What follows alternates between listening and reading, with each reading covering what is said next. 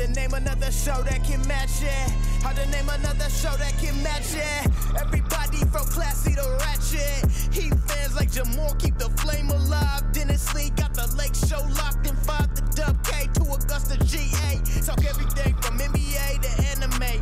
Chat like homies or debate like enemies. It's all fun and games, just match my energy.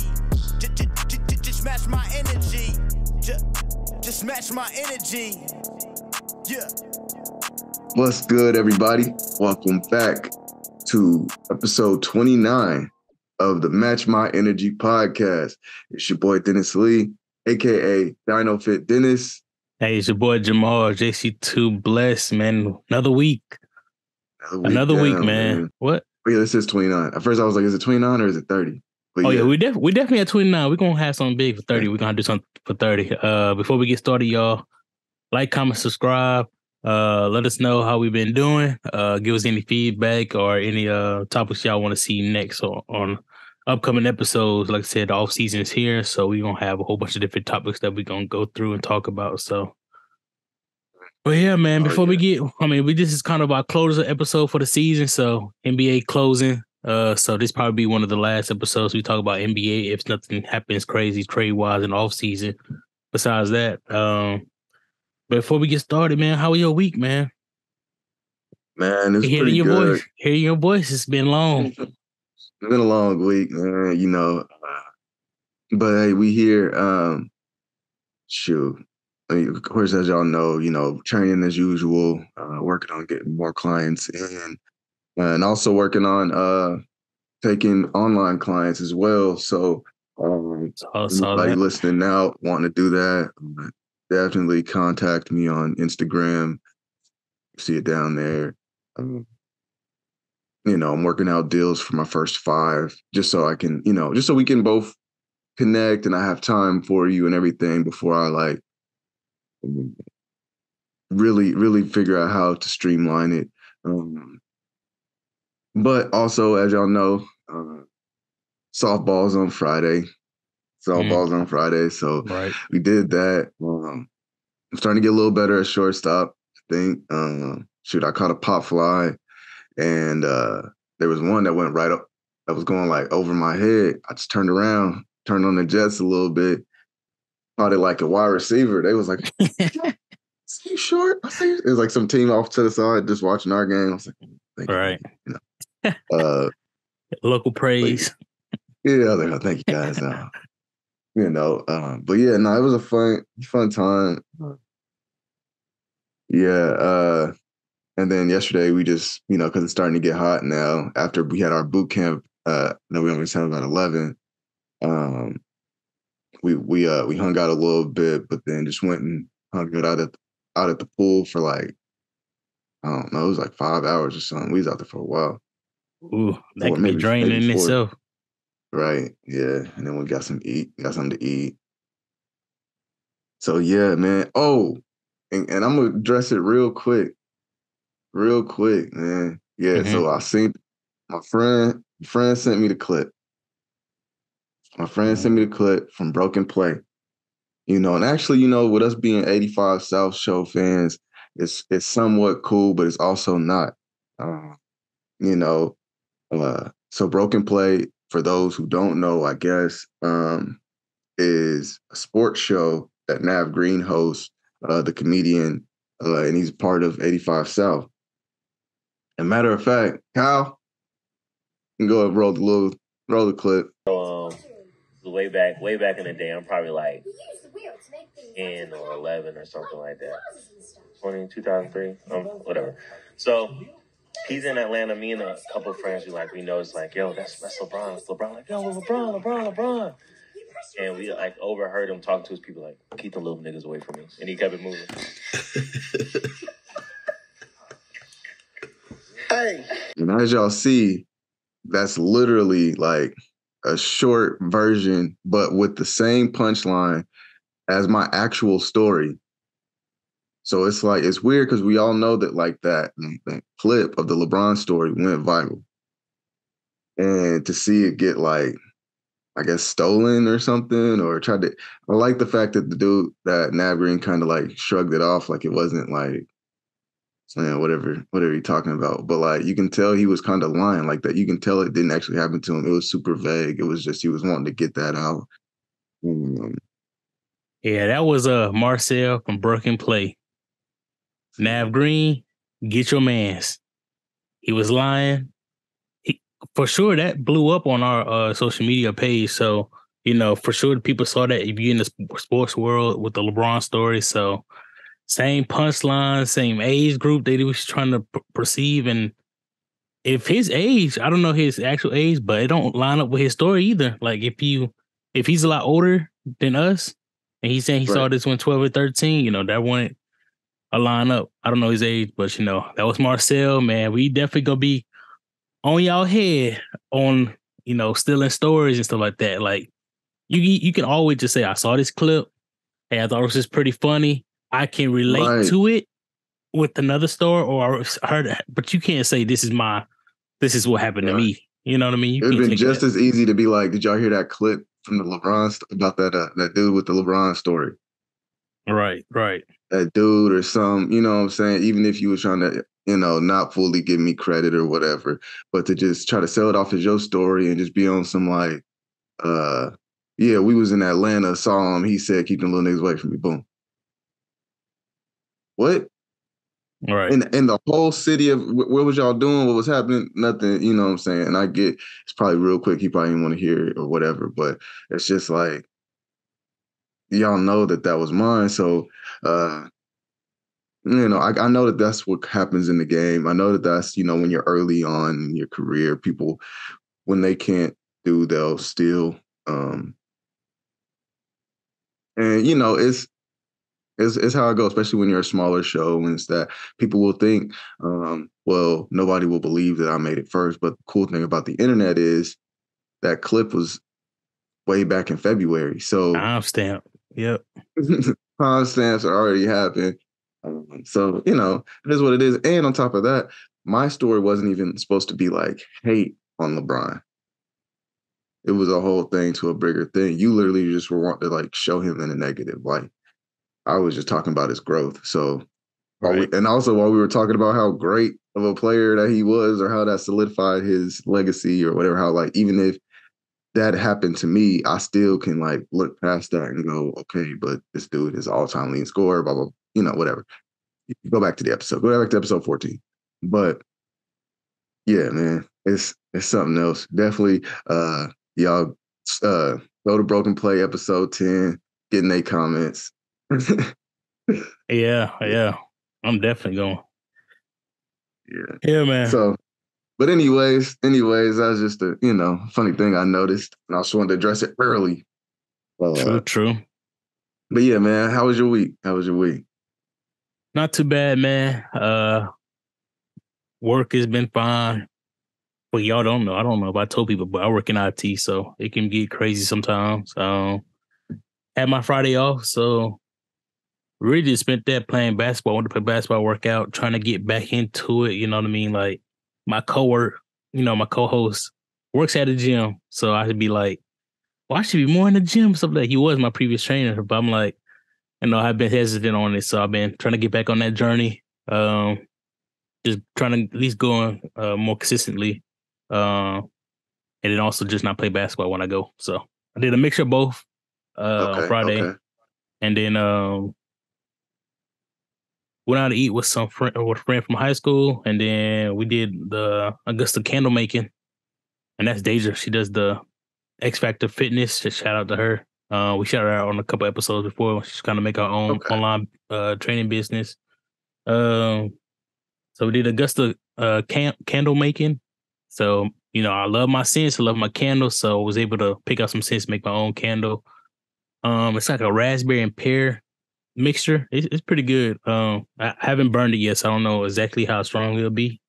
And then I went to the Augusta market. It's kind of like a small flea market style with some vendors and food. Kind of a fresh market as well. They got some fresh vegetables and fruits out there as well. Artwork, different vendors all over the place. It happens every Saturday. I have never been actually. But that was pretty good. It was pretty hot out there. It was also Pride weekend, so a lot of Pride celebration. So they also had that downtown in a similar space where we was at. So very packed downtown Augusta. Overall, it was pretty good, man. But that's pretty much it I did for this weekend, man. Trying to get in the swing of things, trying to catch up on shows, went to the movies and all that this week. Without basketball, now I gotta fill some gaps. So that's why I kind of said I can do the workout stuff, because at least I'm like, when I get home, I'll be bored. Like, I had 2 hours to watch the game. Now that 2 hours is about to be gone. So I can try to fill that void with something else. So, but yeah, man, that was my week. But since we on the topic, let me go ahead and talk about the, NBA Finals real quick. We haven't talked about it since it came and gone. Y'all know I went to Miami for Game 4. We lost it in Game 5. Miami versus Nuggets. Nuggets looked like they did all playoffs, dominant. Jokic was dominant. Jamal Murray came to play. I think it's tough to see your team lose, but I am glad we lost to Denver and not another team. Like, they got their first championship for the city. I didn't want to see the Lakers win another one. Sorry, they already won against us in recent memory. So, Suns, I didn't want them to win it because they came together so quickly. I hate when it's like, because Miami had a super team, I don't mind super teams. I just wish that you do have like a whole team a year. Like, y'all did the offseason, y'all did the whole year to build up to it. I hate when it comes together so quickly for like 7 games or 14 or a couple weeks, and the next thing you know, they're going straight to the finals. So it's like, man, y'all ain't go through the whole year. And they kind of shows when they playoff run as well. So different teams, I was like, man, I just don't want to see us lose to that. I am thankful that we got to the finals, but I'm like, I hear a lot of people saying, well, y'all shouldn't even been there. You should be just thankful for the finals. You're PG, but F that. I mean, like, yeah, we got to the finals, but bro, we got to the finals 3 years ago. We know it's not like, oh my God, it's been 20 years since we've been to the finals. Like, we've gone to the finals, recent memory. So I'm like, this really was our really closest chance to really steal one. I feel like the Lakers one was just right. Like, I think I had more faith in this Denver Nuggets win against Denver Nuggets than I did in the Lakers in the bubble, because the Lakers, they just had a different beast going with them. But to me, I think this was our biggest chance, especially how the games were playing. Like, we was forcing a lot of turnovers, and they shots was not going down, but we just wasn't able to capitalize. Also, some injuries. I think if we played Tyler Hero, we would have stole a game. We played him in Game 4, even though he coming back from a broken hand. There's a lot of stuff, man. I think we also missing a piece, but we can talk about that in off-season stuff. But yeah, man, what's your thoughts? This is not only thoughts on the NBA Finals, but also the NBA season ending as well. So you can take it whatever direction. Man, well, let me just say, like, I mean, on the finals, it was just a really good team, man. Congratulations to the Nuggets. Man, Jokic, he really proved, not even just him. I mean, because we could just say, yes, he maybe should have been MVP or he whatever. That team was working like a well-oiled machine this year. Like, especially in the playoffs, it was like so many people was just on hitting. There was a lot of things that, like, as like a basketball fan, that like you may not have caught. Or that you may not have caught if you're like a casual or something. Like, their ball movement, the way they like stayed in passing lanes, the way they like made little disruptions, like the way they poked at the ball as you're coming in, like little quick stuff like that. Like, it just looked like if you're a basketball purist, you just really liked watching that team play. It wasn't super flashy all the time, but man, great shooting, great way to look for the open shot or pass up good shots for great shots, even if it was like 2 for a better 3, because he's a better shooter for that. And their defense was really what won it. I mean, that was just good basketball, man. I ain't, what I'm saying? I wanted the Heat to win, especially because we would have got Dreadhead Jamal. But hey, Man, I would have went berserk, bro. Like, I don't know what I would have done if we had won. Like, It came back or something. Yeah, nah, that's like just if we won the finals. Like, I feel like some franchises, like the Lakers, Celtics, they take it for granted. It's like, hey, we won one, on to the next one. You talk about celebration.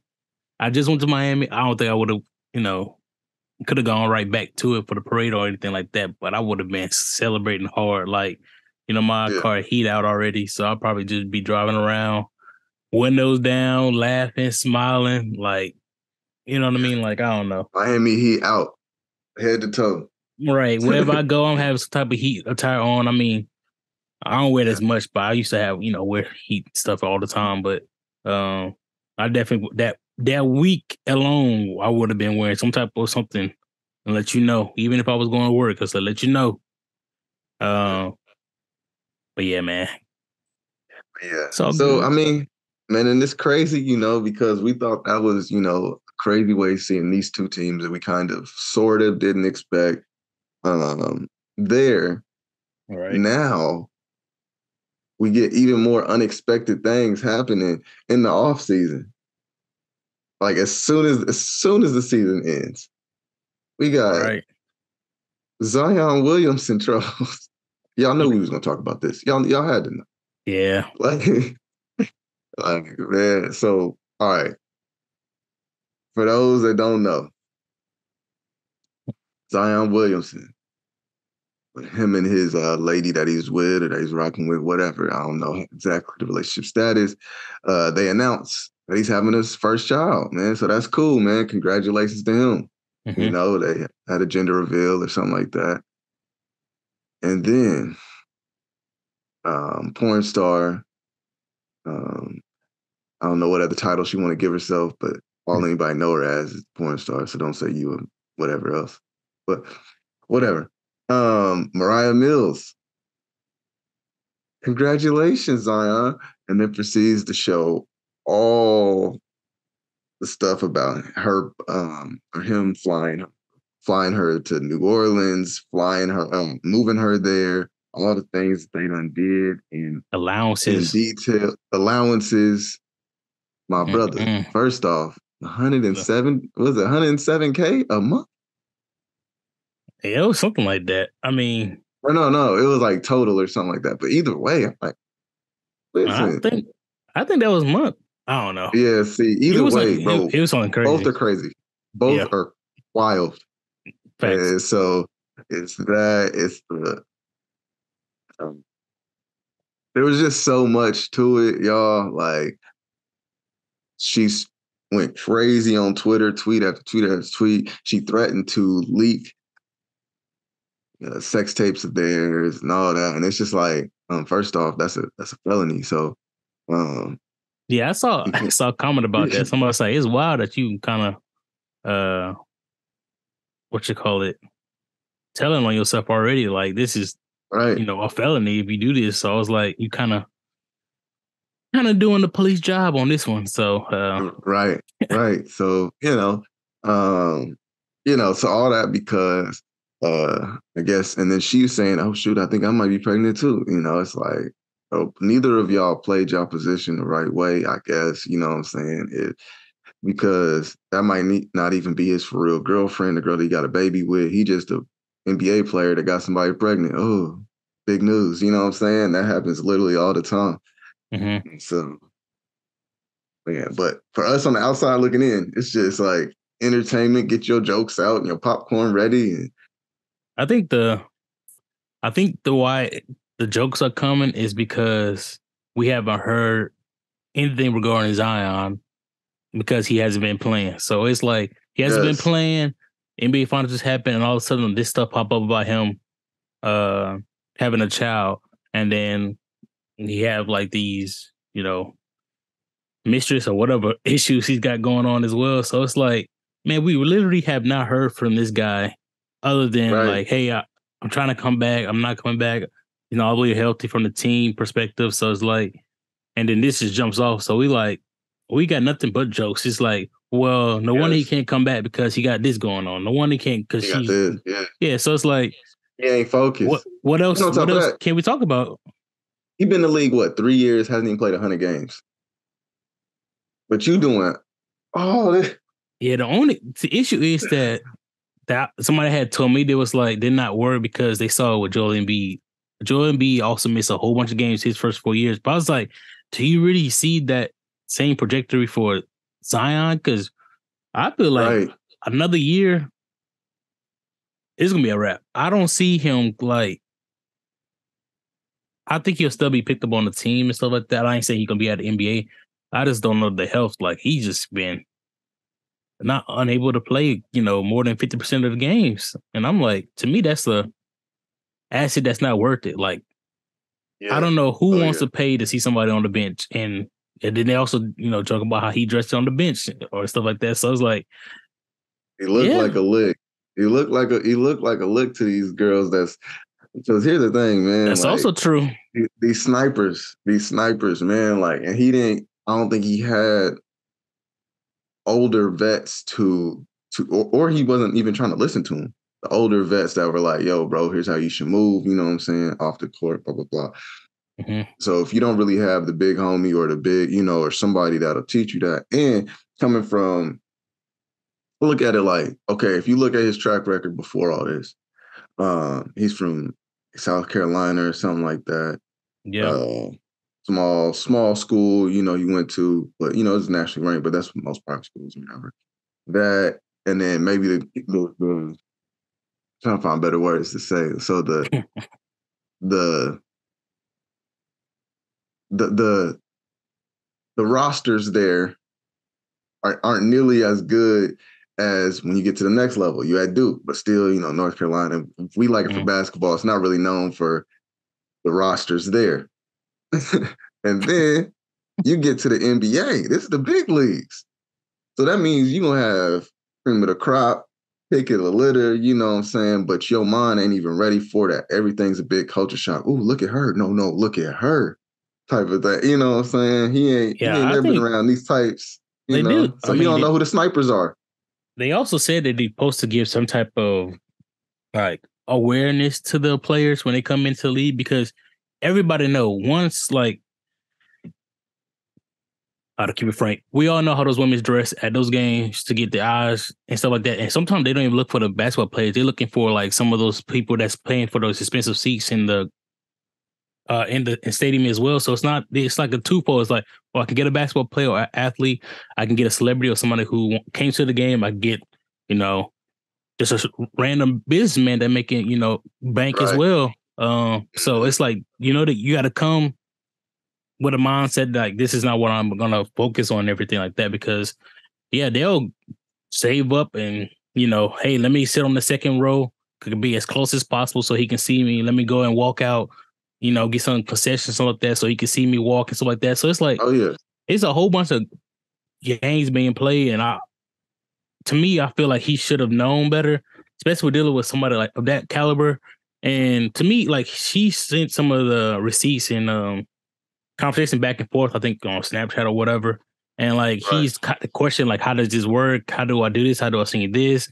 And it's like, you can tell, like, even in a situation like this, you should know how to run game where you don't want to sound naive and like it's like going to the store or like going to a flea market and be like, well, how much you want to buy this for? It's like, well, I only got 50. Oh, I can do 50. I can do 50. You know what I mean? Like, you can't, like, you got to pay the game. Be sold.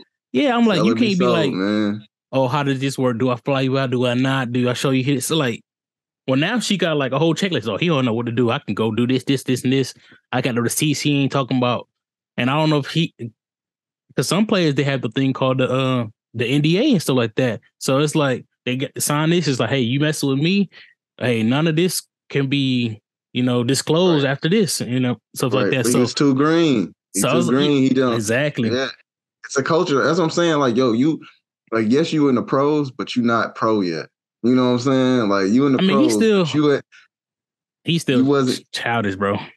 Yeah, like you don't have that. You know what I'm saying? You don't know how to talk to him. You seen how he was trying to talk to that one when that one girl tried to expose him at him. Dude, I'm like, how you gonna expose a man for saying, "Hi, I think you look pretty"?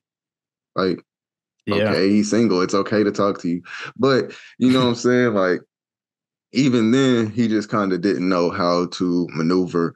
And they took advantage of that, man. Like, and I bet she not the first one. You know what I'm saying? She just the one that, because the real snipers, they know how to get in, get out. You know what I'm saying? Get their money or whatever. That's what I'm saying. I feel like it's a lot more women than, because they also said it's a lot more women than we think it is in his situation. But she's one I think got more attached to, and he got more feelings for, and would do a lot more for her. So it seems. So it's like, and then, you know, the latest thing that happened a couple days ago, she got a tattoo. Face tag. Of Zion. A face so I'm still trying to decide whether or not that's real or not. You know what I'm saying? I don't know. Or the tattoo or like the video? The tattoo. I feel like that was kind of classic. But we'll see. We'll see if it's still on her face or what. But because I know like you can do the quick edit, and because they didn't really show him going over that. You know, like you can put the little stencil down and all that. Okay, I see what you're saying. Like, hey, this is. I'm thinking about doing something like this, but it's not like I went through with it, or I'm just just playing into tattoos, it. Yeah, before you get tattoos, they put the little stencil on, and then they like, so you look at it, okay, yeah, I do like that, and then the sizing and all that, yeah. Then they start tagging, and then like you can look at it after, so it's real easy to They showed her putting the stencil on, and then you could have just went over it with like a ballpoint pen or whatever, something like that. Because it showed him, because it didn't even show him actually touch her face with the thing with the gun. It just was like, it was just like, and then you know what I'm saying. So, but if it's real, then it's real. You know what I'm saying. But also, why would you do that after you expose? Why are you doing real or not? She sat down there and got a science stencil on her face. How about that? yeah, and you know what? It may even be real because she on some wild. Something's unhinged about her. But man, it's crazy. I'm like, okay, honest, like, and we gonna move on, but. I understand you trying to run the game, but you see that he's moved on or he has a baby mama and you don't want to be involved. Why not? Okay, if I'm on the other side of it, why not just move on to the next victim, which this is what it's really is victim. So I'm like, why you just don't move on? Drafted every day. Because now you telling everybody, one, this is your game you play. This is the people you dealt with already. So, but if you moved on, you probably didn't have to disclose all the information. So to me, I feel like she just want to be like, and the way she was talking about for the rest of life now. I'm like, that ain't gonna happen. So, well, I don't know. The way she was talking about what she do, I don't know. So, yeah, the way she was talking about what she do, she could be fine. She can move on to the next person. They gonna happily take that. You know, I don't know. Not now. People, you know, like we said, players get drafted every year. We literally just watched the draft. True. Like, you could have just waited, you know. See, the issue is now that she have shown herself as being so crazy and stuff like that and psychotic. Like, I don't feel like anybody would attach themselves to it. But we know how people are in general. Right. So I'm gonna leave it like that. If we hear her name it or another NBA superstar, we won't be shocked. How about that? So no way. You know what I'm saying? Right. Like, but yeah. Man, speaking of their draft class, man, because that 2019 draft class we got Zion addicted to the buns. we got Jai addicted to the guns. You know what I'm saying? So it's Zion. They finally came out with it for the 25 game suspension, essentially losing about $50 million. Yeah, John Morant. John Morant, for his, like we said, he had the second video. Adam Silver came out. What you think? What you think about this? You know what I'm saying? Man. To me, it was to be expected. I mentioned to you and a whole bunch of my friends about Miles Bridges had a domestic violence charge, and he basically pleaded guilty to that. And the league only gave him 30 games, and that was a legal action and everything. So to me, he was facing jail time because that had a precedence of like, hey, we only gave him 30 games. I didn't see the league doing more than 30 games. So I feel like they gave the 25 because that's like right up to the point where as much as they could give without sin, like if they gave him 30, it'd be like, well, this wasn't even a legal battle or anything like that. Why would you give him 30? So it's like they got him as close as possible to it. And I forgot how the I think he also is ineligible for some of the awards because he's going to miss out on that 65 minimum, I think. Right. And, injuries and all that Yeah. stuff. So I think they played into that as well, which could, ultimately lose out on more money because of those not reaching stuff in his Bonuses contract and all and that. stuff. So to me, I think, was it good enough? I think I want to harsh the end of it because of the examples that needs to be set. But I think 25 is fine. To me, I just don't know, like, where do you go from here? Like, say he shows another gun or something even more. Like, I think we we discussed back and forth talking about it showing the gun even as serious as we think it is, or how the NBA views it. But even if it is something more serious, like, how do they go from here? Because it's like you gave him the 8 games, he already served X amount of games, so he came back and served like 3 or 4, and then you give him 25. So do you go to 50? Right. Do you do a year? Right. Like, how y'all keep Do incremental? you Like, start? Yeah. That's why I say I feel like that's the only thing is that they trapped himself is like, now he's like, well, honestly, I can just knock out these 25 games and now we can just, you dress me up, make a push in the playoffs. And next thing you know, I'm like back on top type of deal. But I can do whatever because,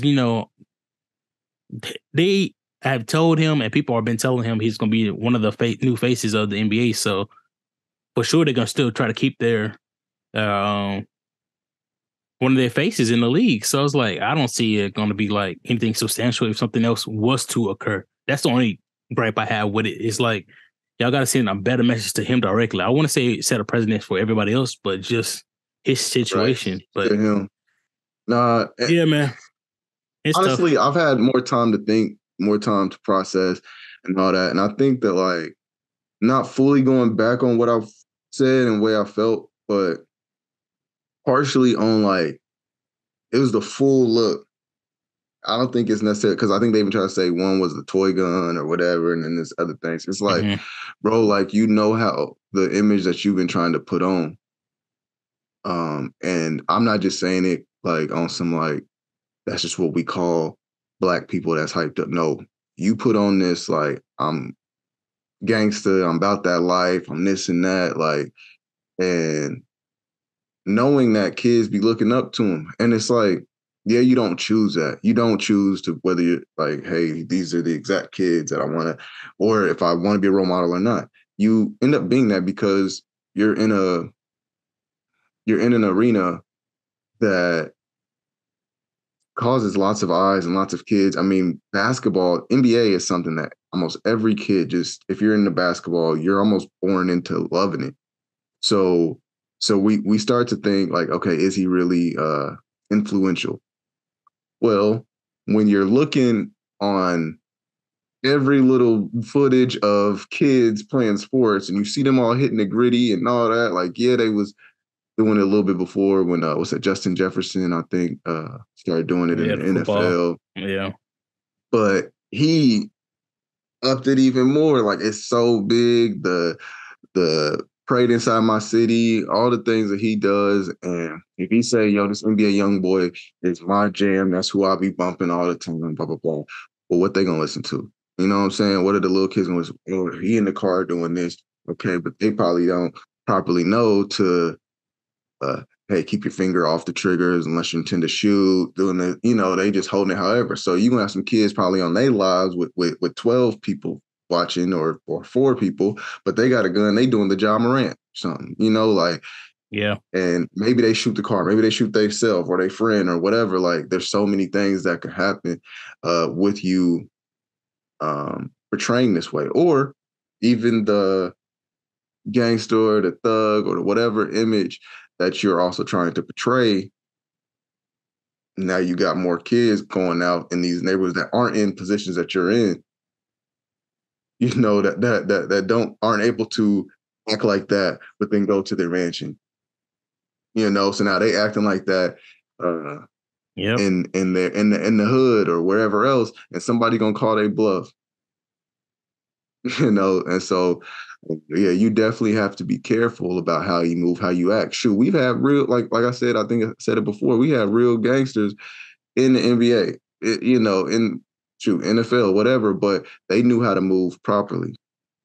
They knew how like if you was around that type of environment, you could probably see it. But random white kids from Arizona or Wyoming watching TV, they didn't know that. I'm not about to say the names, but they didn't know that blah and blah and blah were in different gangs or whatever. All right. We may or may not. We may see, oh shoot, I saw him throw up this with his fingers. That's such and such gang. Maybe. And that's if they do that. There's some that don't. There's some that don't even do that. There's some that don't even do that. And you're just like, but you may catch something, but you would barely ever even know because they knew how to properly move. With him being wanting so much for people to look at him that way, instead of look at him as an all-star basketball player, like that's a bad thing. Like, it's okay to just be looked at like an all-star. Like, I think I don't know.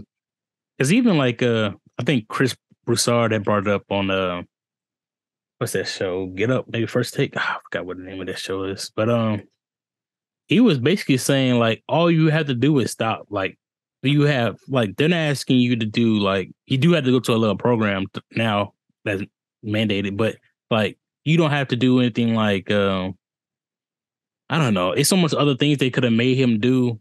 It's part of a punishment, but I'm like, all you have to do is stop showing guns. Like nobody's saying stop showing.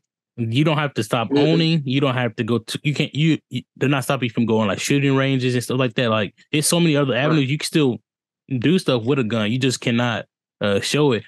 But the issue is, I feel like they already gave them that talk. So I was like, to me, and it's really hard because it's like if this happened. I think when the first incident happened, whatever, earlier this year, and the second incident happened next year or a year within each other, then we're like, okay, we still have to go through the same avenue we're doing now, but at least it happened a year. But 2 months after just having that big old scandal, all these NBA players giving their opinion, what advice would you give Ja if you was in his situation, if you in his shoes? Oh, he a young buck. What advice you give him? You was in the NBA, you was young with money. Give him. I'm like, you saw like 50 different players give out, retired and current, give out their what ifs and your advice. Yeah, and right. 2 months later, and 2 minutes later, something happened. So I'm like, I mean, now you're giving him like, I don't know. I feel like something else is going to happen, unfortunately, and this will ultimately be one of the like pain points of his career type of deal, but hopefully not. But to me, I feel like it got to be something more drastic for him to change his ways, because I think right now he's gonna be out of the spotlight because of the off season, and next season missing the 25 games, so nobody gonna really hear too much. But when he get back on the scene, feeling good, you know what I'm saying? They also say he might have some type of drinking issue, potentially. I want to put that on him, potentially. Right. I heard him say something about that too, yeah. So if he's, feeling himself, getting back to that, hey, superstar level point guard, and next thing you know, he had a party, you know what I'm saying? Like, I feel like something like that might bring back, and he's like, because these are all prompted by him. It's not like, I don't know how to say it. It's not like somebody sneaking around. It's like, oh, let me catch Ja in a moment. And there might be people out there, but it's like, it's not in these circumstances. He's been the one initiating everything. So it's like, right. How can we help it if you are initiating all this? I'm like, because all of this could have been done, swept under the rug type of deal.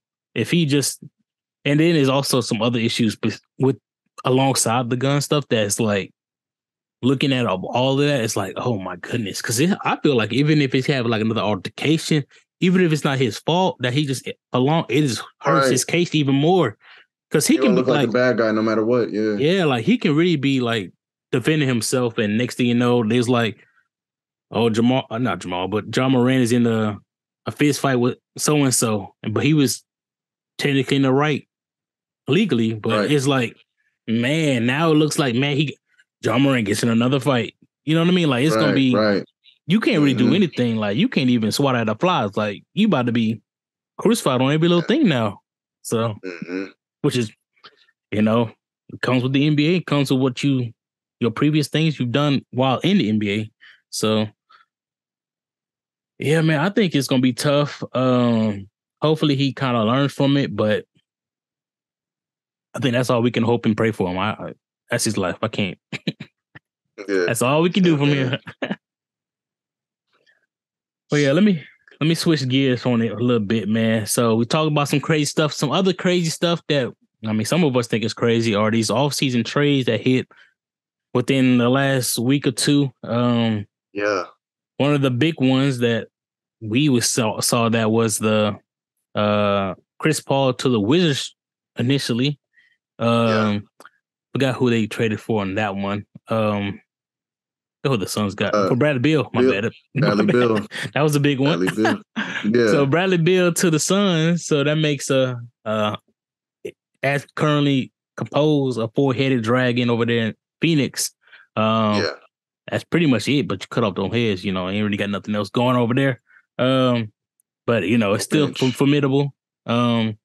So yeah, so we see Chris Paul to the Wizards, and then, you know, a week later or so, Chris Paul gets traded to the Warriors for Jordan Poole, and yeah, man. What do you think about those trades? First, the Bradley Beal. I would like to say, Miami, what's going on? We had definitely a better package than second-round picks and the players that they sent over to the Wizards for Bradley Beal. We was a top finalist. But I was like, why we always got to be a finalist? Why we can't be the winner? Like, I'm tired of being. We just came second in the finals. We just came second in these sweepstakes. KD wanted us a couple years ago. I'm like, we always in the rim of it, but it's like we never get our superstar. And I think we had a good package. I think it was Kyle Lowry, Duncan Robinson, and I think a first round. I think that would have got it done.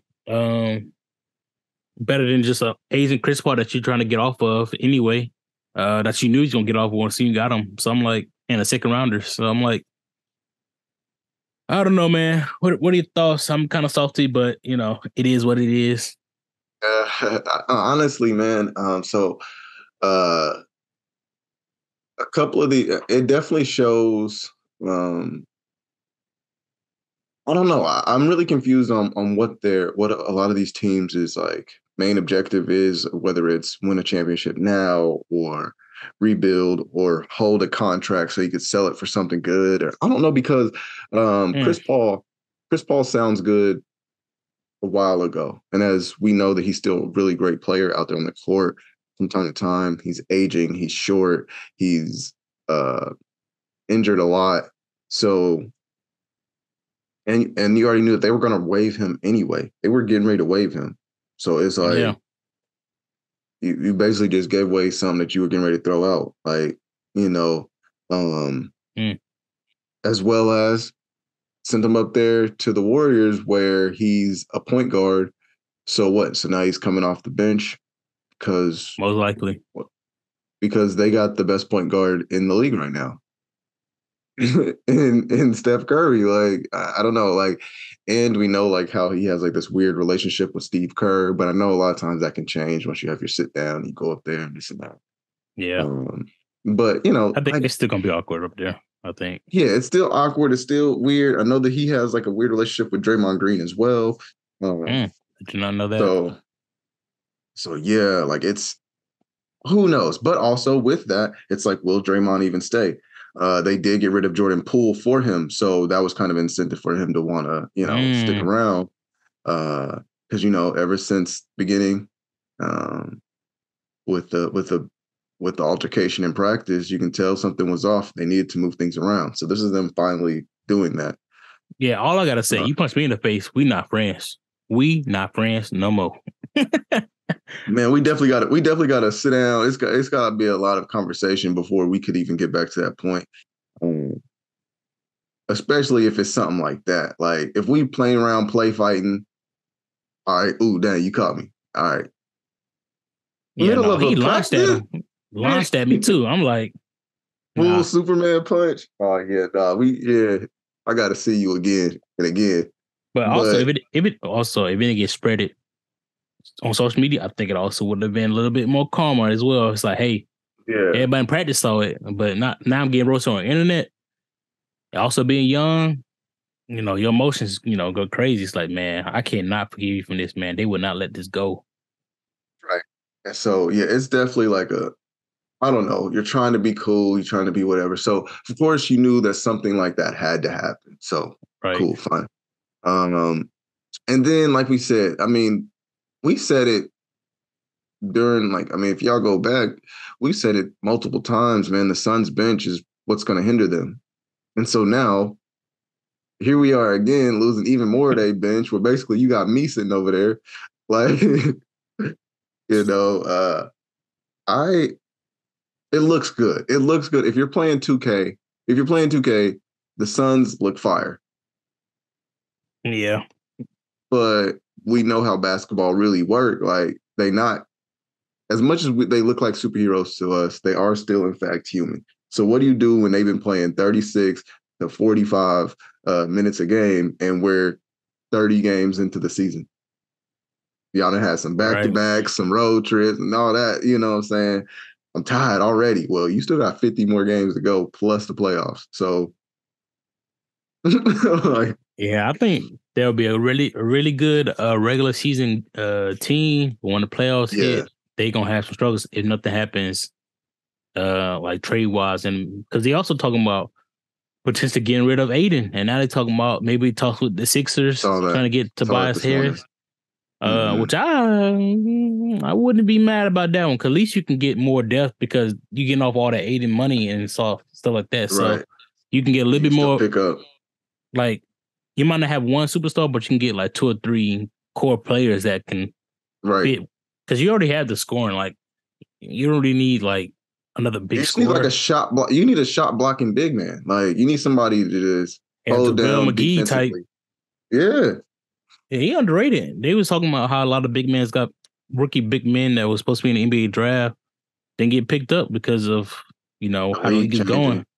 Yeah, so that's sad, man. I really kind of is sad. I miss that aspect of the game, man. That big man, that dominant, like, not necessarily having to bring the ball up the court, but you're gonna get on that block, you're gonna punish some people down low, you know, like it's I don't know, like, it made people think twice about getting in the paint. When people so scared about trying to block a Ja Morant because you might get on the poster, it's like, bro, that come with the game. Everybody gonna get dunked on. Everybody gonna get blocked. Like, go show that you will actually be willing to try. Like, you're gonna get dunked on by a dunker at one point in time. Like, shoot, what's his name? Dikembe Mutombo blocked everybody. Yeah. Jordan was like, I'm gonna dunk on you. Now, when he did do it, it was fire. But when he did dunk on him, it didn't make everybody go, oh, I guess he ain't no shot blocker no more. Like, no, you got dunked on by arguably you got one to my 100 blocks, but, you know.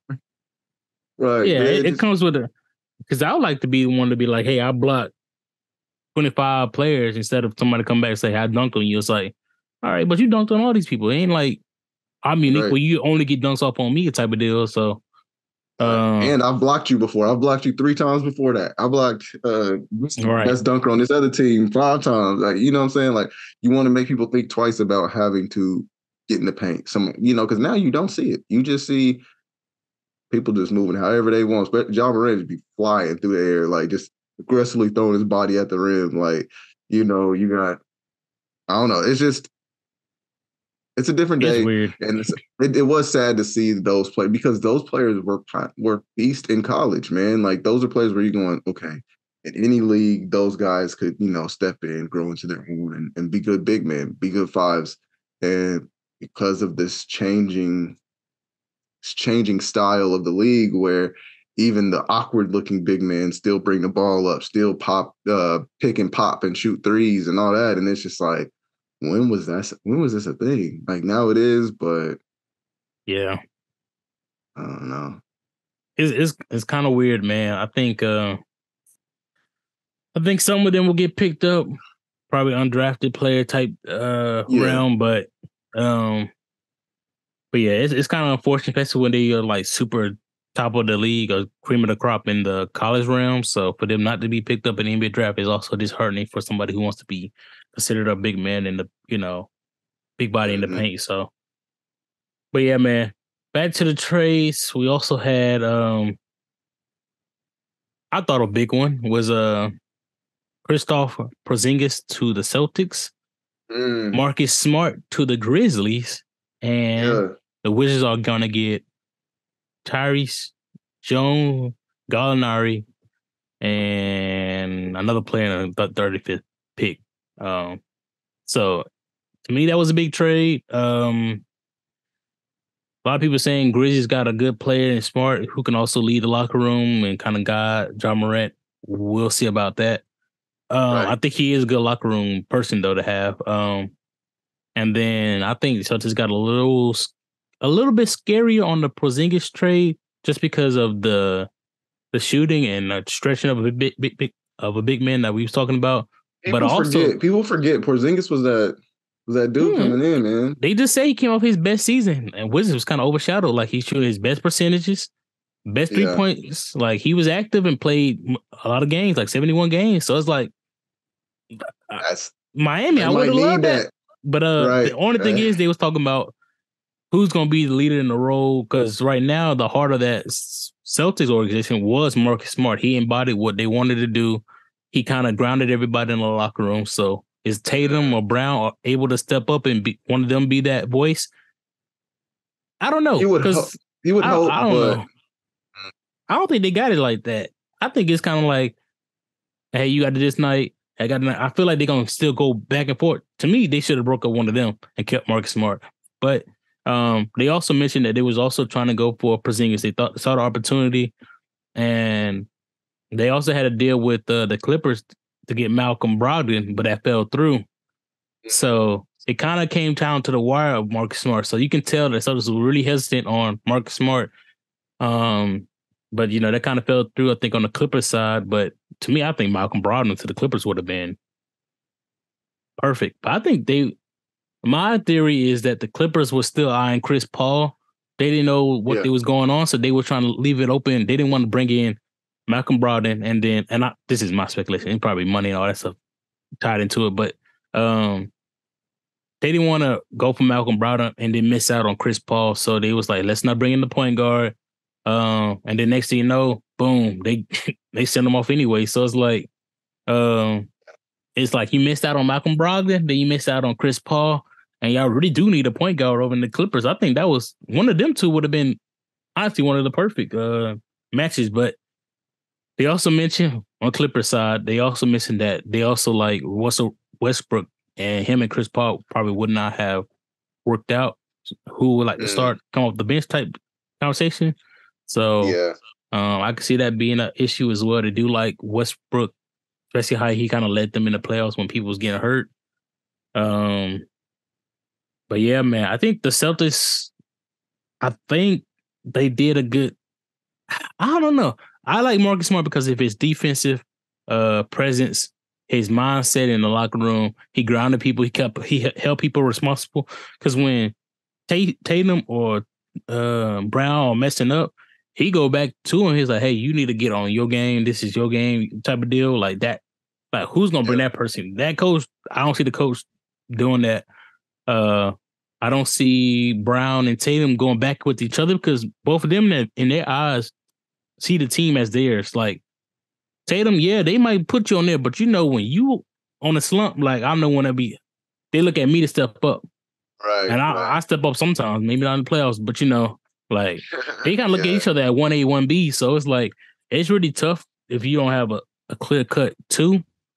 And then you don't have nobody to like ground you guys. And I don't see it happening. So I feel like they're going to be internal combustion in there with Porzingis, but it do look like a scary roster with the new addition of a scoring big man. That's crazy. They said, what's the name? They said Marcus Smart is basically going to be who Dylan Brooks thought he was on the Grizzlies. They did say Dylan Brooks supposedly graduated from Marcus Smart Academy. So, but we see, all them graduates, then, he got a diploma, but he ain't put it to use, I guess. Man, but then also I've been looking at some of the summer league pickups because, that can possibly show what teams can be, get some sleepers, get some people that they can, start off paying somewhat lowish, and still maybe fill up a bench. Maybe, have somebody step up that you didn't think was going to end up stepping up. Um, so I saw on the Suns, they actually picked up this kid who just graduated from OU.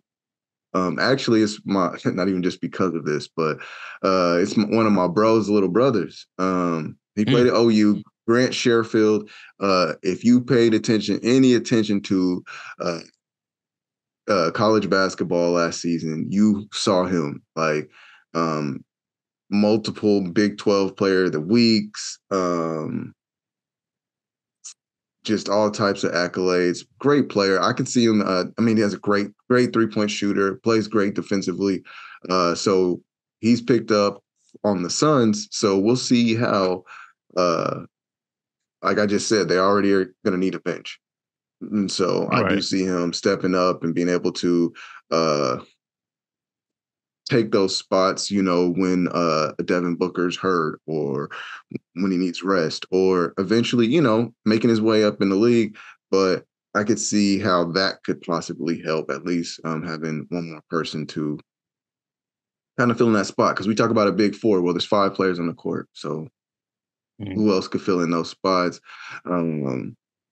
So that's just one of the people that I've noticed so far from Summer League. I know we've got a few others in there that will be those sneaky come-ups that I like watching, I kind of wish I go back to Vegas again this year and watch, but man. So, yeah, be on the lookout for Grant Sherfield, whether he's there or moves around to another team. Just thought I'd give him a quick little shout out, but also be on the lookout for those Summer League teams, y'all. Basketball is over, but it's not, like Summer League is super exciting. We love, checking out those games when we can. But yeah, because that's definitely going to help out with a lot of players' rosters that were like, man, I feel like they need a piece. I feel like they didn't get a good draft or they didn't get a good, okay, well. Yep. Go check them out, because now we'll see, okay, that kid that didn't get drafted, so you may not be able to receive this much money, you may get a steal of a deal. True. And that may help your team out or whatever. Maybe that's what the Heat are looking for. Maybe they just like, you know what, we just go try to see what we can scrunch up for the low ski or something. We can't keep doing that though. I seen a meme. Right. No. I seen a meme just saw that yesterday. There was like Miami has 5 undrafted players from this draft or whatever. This will be the group that's in the finals in 2026 type of deal. So I was like, in the playoff, they're starting 5. Sorry, this should be their starting 5. Then he said the finals, but starting 5. And I'm like, that's nice. I do love our undrafted players. I do like us going and scouting undrafted players and, build them up, what I'm saying, see what they can become and then ultimately giving them a contract. But I don't know. We can't do that as a recipe every year, though. I think sometimes we had to take some risks. We had to give up on some players. And I think that's where we kind of been facing some challenges is that, hey, we're interested in Tyler Hero. We're interested in Douglas Robinson, Max Strus. Nah, we're trying to keep everybody, but we want your player to come to us. I was like, we're gonna have to give up somebody, man. I'm like somebody gotta leave, man. Like if it looks good enough, Tyler Hero could go, like, or Duncan Robinson can go. Like if they're Duncan like, Robinson hey, can definitely go. I think the issue is that he has his spurts where it's like, especially in the finals and stuff like that, like, oh my goodness, he kind of won us that game 2, whatever. He came and hit 10 straight. He won us in this game because he came out on this 3-point barrage and stuff like that. So it's one of those, like, it's really tough to get off somebody when you see him do so great in certain moments. But I'm like, the inconsistency. I'm like, we already got a decent 3-point shooter specialist. I know it's nice to have multiple ones, but I'm like, we can develop somebody else to be a 3-point shooter. The defensive liability that he come with, I was like, it's not worth it. Because we can't even play him and Tyler Hero at the same time sometimes. So I'm like, and I do like Tyler Hero. I'm not advocating to get rid of him just yet. I always thought, and I kind of still on the fence of it, but I feel like he can be on that Devin Booker realm where, because you don't see Devin Booker doing so many defensive like stops and defensive plays, but you can see him like get up a whole bunch of points quickly and, able to get on fire quickly. And I think that's Tyler Hero realm as well. He can attack different positions, but it's like, I I think Miami see that potential as well, and that's why they be kind of hanging on. But we'll see. We'll see what this offseason brings. Hopefully, some pieces come because I feel like we just one piece away. Like I do think we need a backup big man, but we just really one piece away. Miami is so. But I'm gonna get off that high horse right there about Miami. So yeah.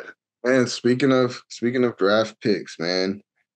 Real quick on the draft. It just happened. Y'all know, I love watching the draft. Love seeing, the future coming.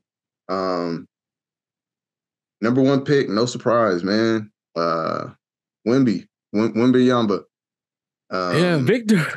Yes, sir. How do you feel? I mean, and then when I noticed that Scoop got dropped down to third, I was like, that was a little weird, but sure, you know what I'm saying? Also, it's not even just trying to draft the best player, it's also the best player for your team. So it could be, Brandon Miller, who right before the draft was making really weird claims. I mean, I guess. That Paul George stuff was wild. Saying Paul George is the GOAT. I get saying like his GOAT, but like I think that we've used the word GOAT so much. Yeah, you could just say my favorite player. I don't understand why you have to use the word. Oh my God, he should not say GOAT. The greatest of all time. No, you could say my favorite player. Or like my favorite player. Specialize it like greatest of all time, man. Indiana Pacers, the greatest of all time. Like you can don't do it. So like when you say greatest of all time and you put someone's name attached, you already enter them in the conversation to get shut down easily. So it's like because this generation just plain does that with GOAT. We use GOAT so willy-nilly nowadays that like GOAT don't even have the same. You know what I'm saying? You wouldn't use GOAT all the time. Exactly. Like you wouldn't even hear that phrase as much. Greatest of all time. You'd say, man, who's the best player? Who's your favorite player? Who's the So and he was like, yeah, man, I ain't even really watch. How you not watch LeBron James like that? But you watch the NBA. That's a lie. They show his games more than if you play. That's a lie. If you watch basketball on Christmas, who you see? Would you see Paul George like that? That's a lie, man. If you you can hate LeBron to a core, you watch that nigga. I don't care. All right, I ain't really watched LeBron like that. How? Exactly. How? You ain't watch Kobe. You ain't watch, man, but Paul George. That's usually like in like solitude confinement, and your only punishment is to watch Paul George highlights. That's the only way you think he was the GOAT. Maybe that's his cousin or something. He ain't want to say it yet. Maybe that's what it is. And the thing is, I really like Paul George. I think he's a really good player, especially when healthy. And Paul George is nice. I actually wanted for Miami, but I don't know. Man, I ain't delusional never is the question, the answer. Yeah. But back to the draft, man. I think back to the talking about GOATs. Oh no, I might be early on this one. Victor looking pretty good. I ain't calling no GOAT, but he looked pretty good. I know you got some gripes with it, but I feel like I don't know. No, I ain't gonna hate that hard. All right, I feel like he a shoe in for Rookie of the Year this year, off rip. Just my prediction. And I say a couple years, he'll be one of those like I'm him type of player. Like we will be looking at him like, oh my goodness, nobody can stop him. Stay healthy. I would say he need to get on some size muscle wise. He said he thinks otherwise, but if he can play and he get that talent and that footwork on all these big men that he's around, oh my goodness, it's gonna be crazy. You talk about the Brandon Miller and the Hornets. I think the issue with that one was Brandon Miller's a little bit taller. I forgot. I think maybe small forward. I don't know his position. I think he's like 6'7" or something. Yeah. So I think that was the issue because they didn't want Scoot and LaMelo in the backcourt type of deal. So they wanted to go for a little bit more size. So I definitely understood that. I think Scoot actually would thrive better in Portland. If he can play alongside Dame, we'll see if that happens or not. But if Dame is staying there as well. Yeah. But to me, I mean, shoot, as an NBA player, yes, I like to win a ring as quick as possible. I think that's one of the goals, not just to win it, but win as quick as possible. You don't want to be at the end trying to be like Chris Paul, sorry. Ring chasing or something. But to me, hey, if Dame leave the Trailblazers, like he can be a second wave of Dame and have his own team, everything's around him, get his big contract, and next thing you know, hey, people are coming trying to do the same thing. I'm not gonna say he got to be as loyal, but I'm just saying he can branch out his own realm where he doesn't have to be directly behind somebody. Because like if he was to play alongside LaMelo in the Hornets, then it'll be like, oh, what's this duo is going to do? What is this duo going to continue to do and building together, stuff like that. So this one would be like, hey, Scoot is on you. Might be harder, but hey, this is technically your team. Like LaMelo, that's his team in the Hornets. You know what I mean? So Wemby with the Spurs, that's his team now. Like it's not going to be. So I think that's the only thing that if Dame doesn't want to go and stay, Scoot it won't be his team, but got 3-4 more years, and then Dame's out the way. I don't think he'll care that much. I don't think he'll care that much. I think he's a player that does have a good head on his shoulders. He's definitely like, I know I'm that dude, but also he knows how to learn and soak up as much game as he can. So I think it would be cool for him to have a guy with the mind and a game and a skill set like Dame, to kind of help, hey, man, do this. On the court, this. Off the court, hey, bro, watch out for blah, blah, blah, blah. You know what I'm saying? Like, I think he'd be a perfect mentor. About Dame. Dame been, Dame be low-key, you know what I'm saying? That'd be a perfect mentor for sure. Even if they're not, I would say, even if they're not on the same team, I still think he should still mentor Scoot, I think. Scoot should reach out to him. Get your number. Get your number. Let's still talk. Even if you get traded, bro, I really need to soak up. You know what I'm saying? Right. But yeah, man, not really realizing like exactly how short he is. I mean, he's only 6'2".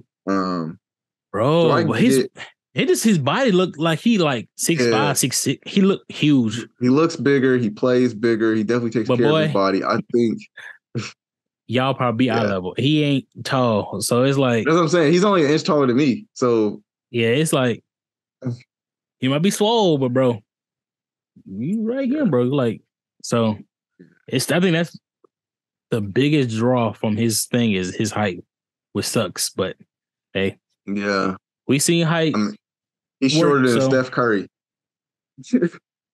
We seen height work. How about that? Right. And so, and that's one reason why, like, okay, so going back to Victor, that's the reason why, and I mean, I know we talked about it a little bit, but like him still having that mindset, like I don't have to put on people to just get skinny and this and that. It's like, listen, you're not understanding how athleticism works. Maybe it's because, or athleticism at this level, maybe it's because you were lucky enough to grow to 7'6", that, and he's athletic. He doesn't move like the old tall players. He moves like a guard.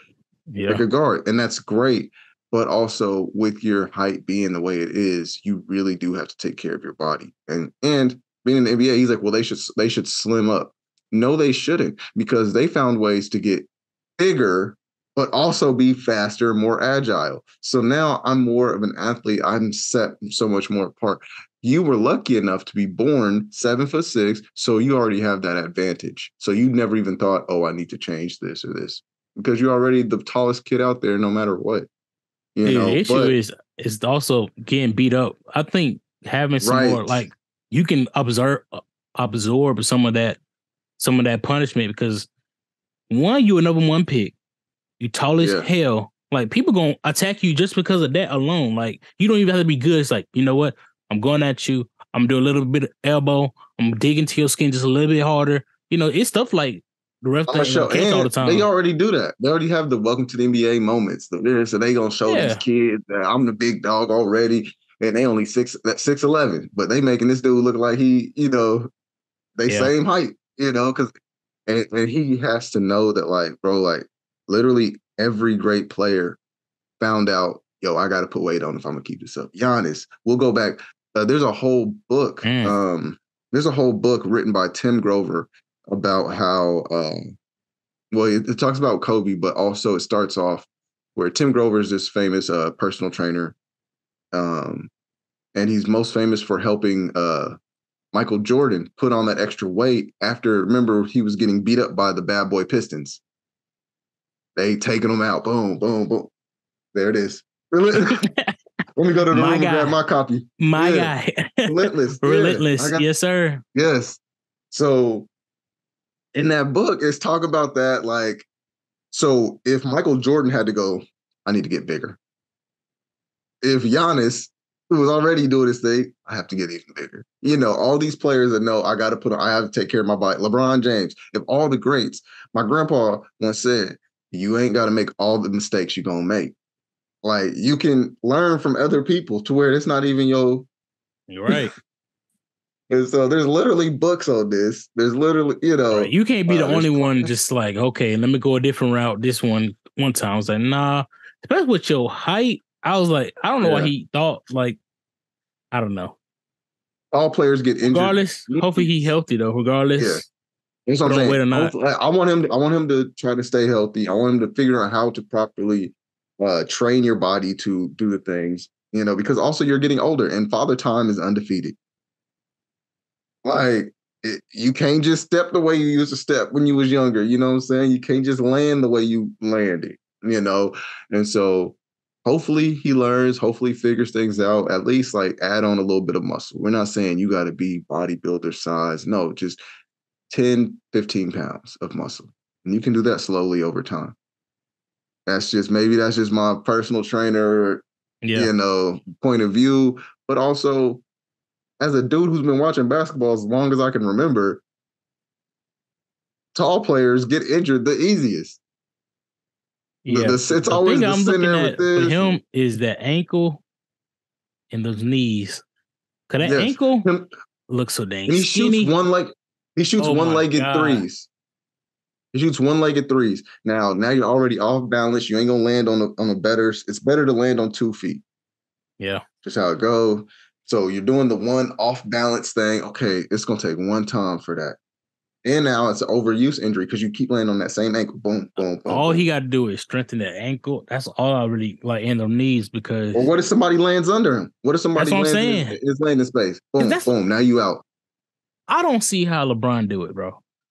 You know how many of those, like under his ankle, under his foot that he steps on, you see a little boom, and he just pops up, or he'll like kind of grimace a little bit, but he'll walk it off. I'm like, how is he bouncing back off some of these ankle sprains so quickly compared to everybody else? Everybody else like, hey, I need a quarter. I gotta go in halftime, see what it is, and I might come back. But it's like him, he just like, oh, I'm gonna run it off. Now, I don't know what he's dealing with after the game, but during the game, he'd be like, hey, I gotta knock this out. But if he can get to that level of ankle sprains, because honestly, in basketball, I think if 95% to 100% of all those basketball players have experienced ankle sprain during a game, so it's like it's just how much tolerance can you build up on that you right. So, and I think the Spurs probably would have been the best organization because they have had successful big men. Maybe not as big, but I think they can lead the way in showing how to take care of your body for the long run. Because they've had some healthy or successful big men. You saw the group photo with him, with David Robinson and Tim Duncan. So I'm like, to me, I feel like he's in a good recipe.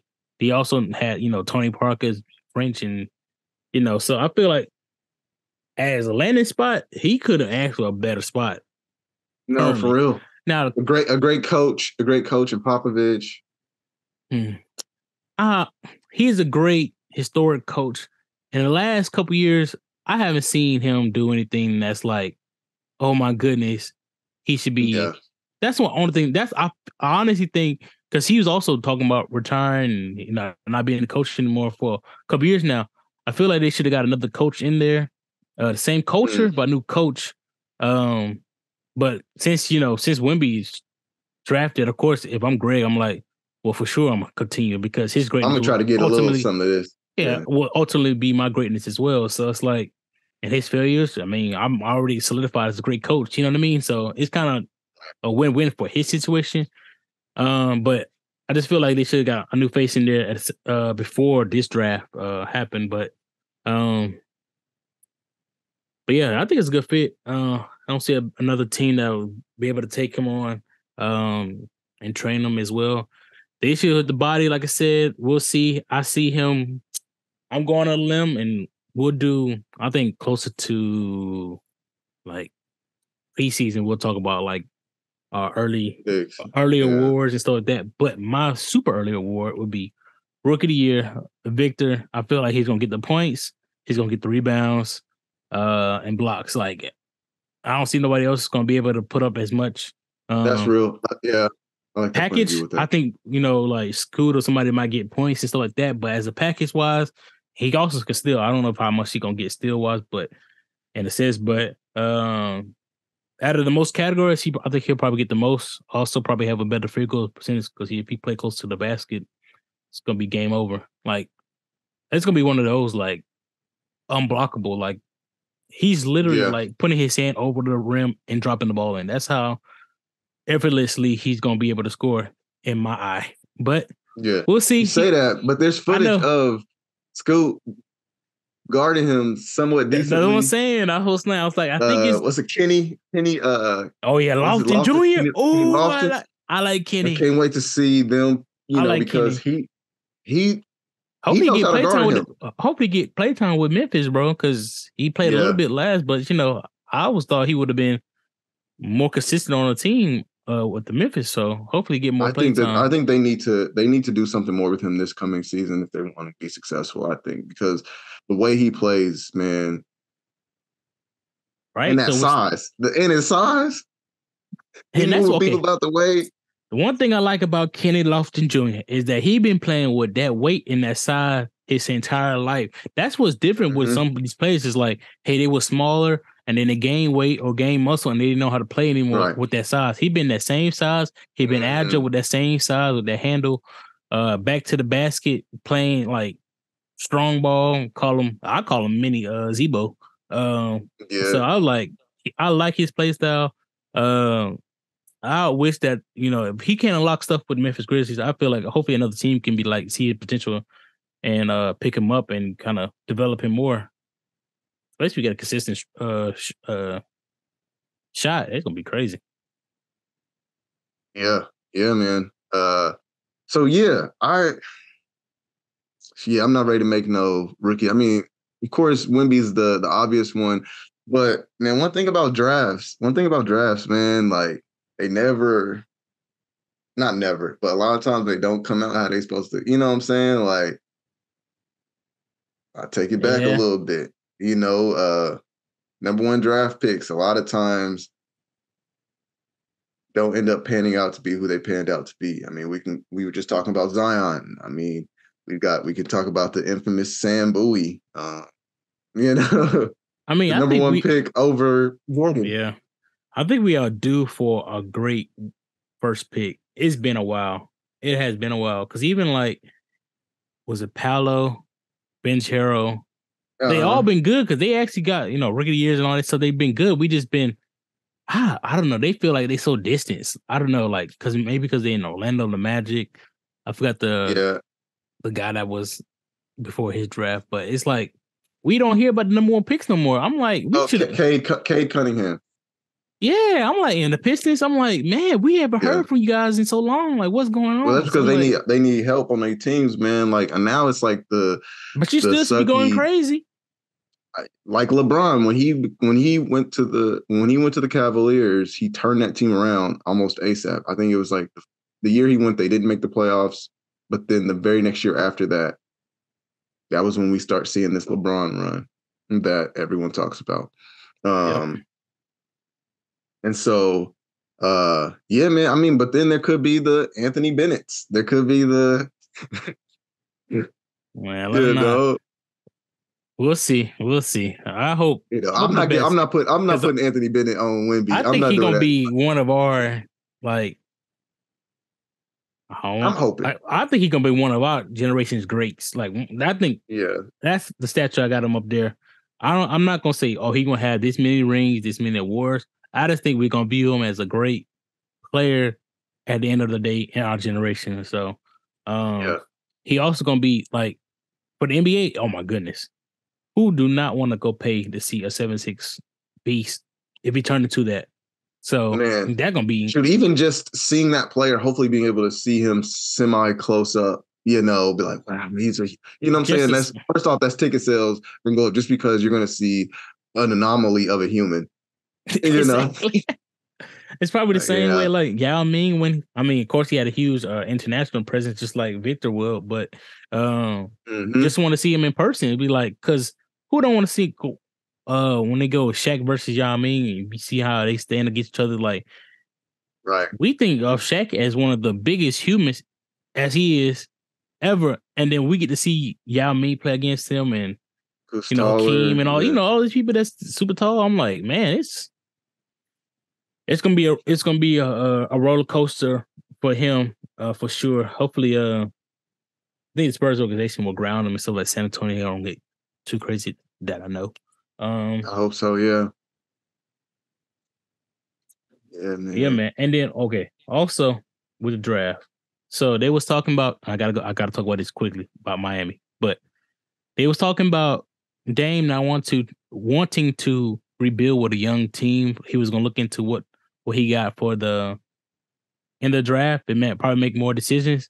So now they're getting like another guard scoring like sound like is he going to be willing to build up with him with the Trailblazers? I don't see them getting like additional pieces, or with speculation, is he going to be asking to leave and potentially Miami being a landing spot?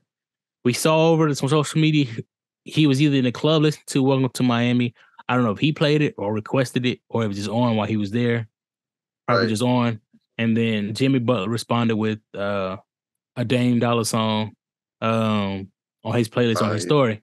So I was like, yeah it's kind of, soft recruiting type deal. But, it's huge speculation that he can ask to go and Miami might be a spot.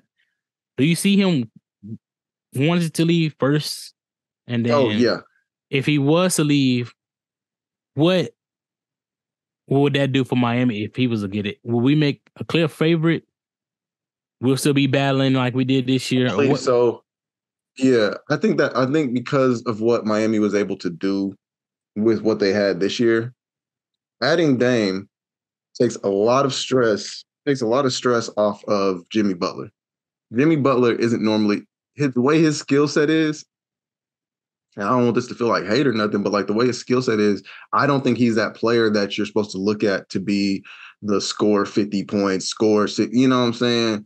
He's one of the hard knock defensive. He still should be able to get 30.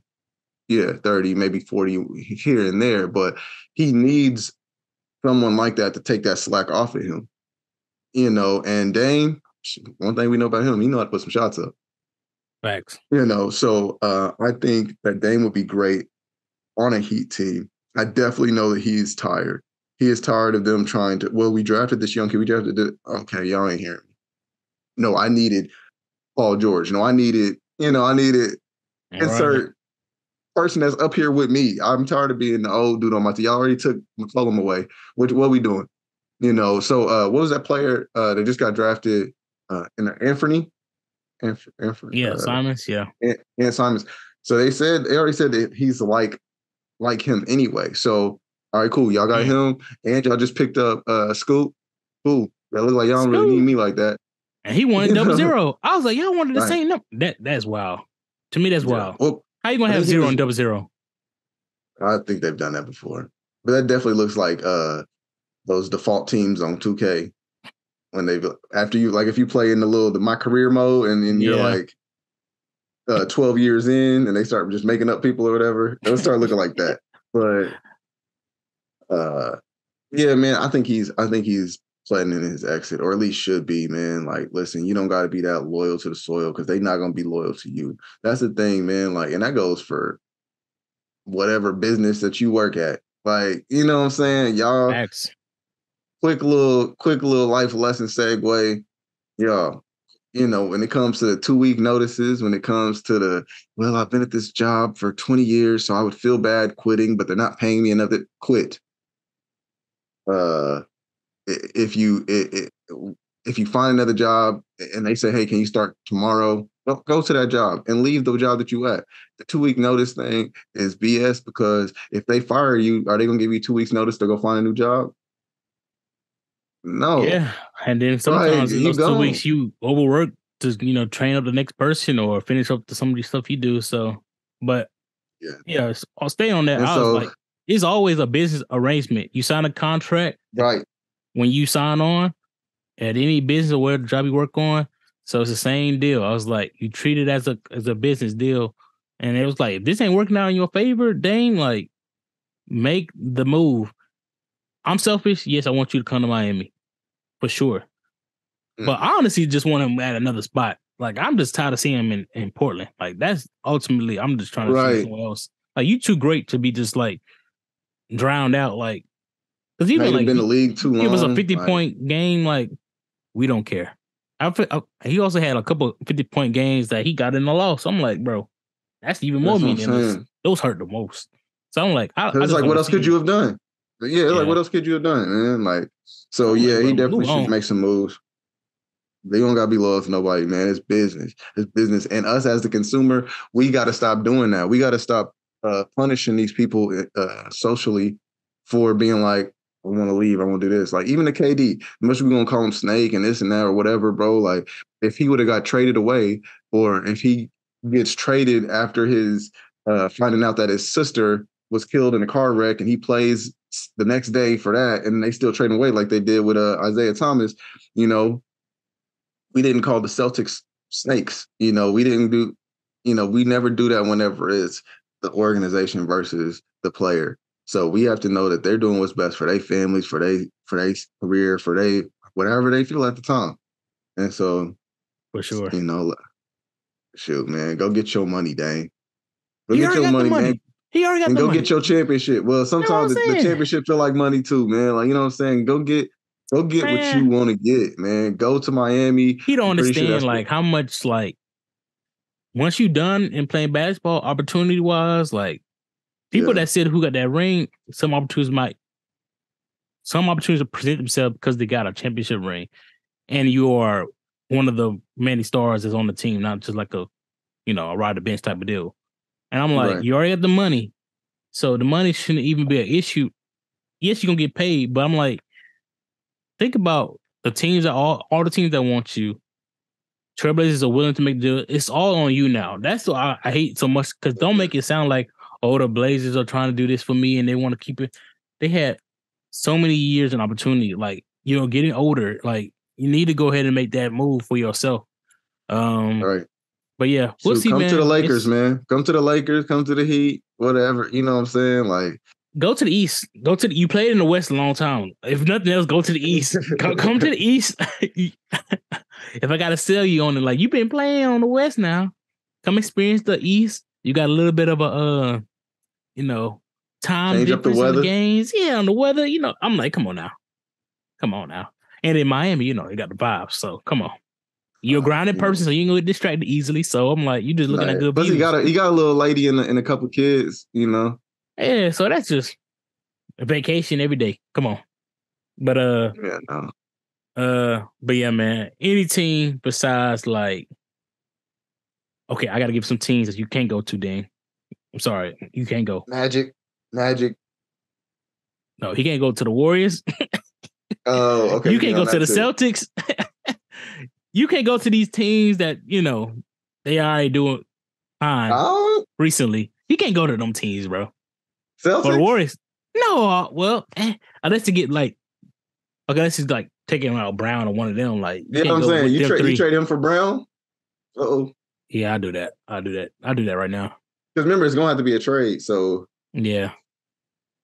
Ooh. I'm trying to think. I will also say Lakers, but I just don't like the Lakers personally. So I also will have to put Lakers in there. I'm trying to think. That's pretty much it. That's probably none like that. Those limited teams. Everybody else, you can make it work with. Ooh, I wouldn't even mind seeing him in the Bucks. Bucks. Oh, That's funny. That's funny. I was like, I could see him because Chris Middleton, you know, the free agents. So if y'all can make that work, you know, whatever. But Sixers, I don't mind seeing him at the Sixers. I know that's a tough one. That's also a competitor of ours, but you know, I think that would work with him, especially to get off James Harden. So, which they should, but but yeah, man. Let me see what else we got. I think we hit on everything because we did NBA draft. Unless you got something. Okay. Well, shoot, man. Just we'll go quick thoughts, man, because I won't get too much into it. This is off NBA, but it is really big and it happened. Ocean Gate. Man. For those living under a rock, because that's the only way you're gonna hear about this. A submersible, which is different than a submarine, I found out. Because it just drops down. There's no like direction and all that type of stuff. Yeah. So with the submersible, it's 5-man, looks like a dang walk-in closet, or a hot water tank or something. Yeah, 22 feet long. Super small. 5 guys in there. One was the pilot / CEO. And the other 4 were billionaires, or 3 were billionaires, and then one was one of the billionaire's sons. They went down to go look at the Titanic, and I guess became part of it. I guess. They you know, it was a hunt. They were looking for him for a while and found out that in all actuality went down and imploded because of cracks or whatever. We don't fully know what made it implode. It could be the fact that it was a poorly built thing, and there's footage of him,